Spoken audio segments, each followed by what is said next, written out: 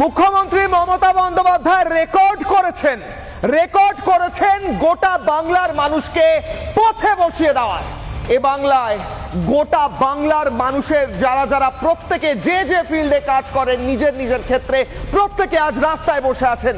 ডাক্তারদের রাস্তায় বসিয়েছেন, চাকরি প্রার্থীদের রাস্তায় বসিয়েছেন, সরকারি কর্মচারীদের রাস্তায় বসিয়েছেন, নার্সদের রাস্তায় বসিয়েছেন, আশা কর্মীদের রাস্তায় বসিয়েছেন, স্টুডেন্টদের রাস্তায় বসিয়েছেন। গোটা বাংলাকে রাস্তায় বসিয়ে মুখ্যমন্ত্রী মমতা বন্দ্যোপাধ্যায় আবার 2026-এর জন্য ভোট চাইতে এসেছেন। আবার নতুন করে মুখ্যমন্ত্রী মমতা বন্দ্যোপাধ্যায় ওই গদিতে বসতে চাইছেন যখন গোটা বাংলা রাস্তায় বসে চিৎকার করে বলছে আমাদের অধিকার ফিরিয়ে দাও, আমাদের বেতন দাও, আমাদের প্রাপ্য দাও। মুখ্যমন্ত্রী তখন দিচ্ছেন বিভিন্ন জায়গায় বিভিন্ন মন্দির হোক আমরা চাই, কিন্তু তাই বলে বাংলার মানুষের পেটে ভাতটুকু দিতে পারবেন না অথবা মাইনে দিতে পারবেন না, এমনটা আমরা চাই না।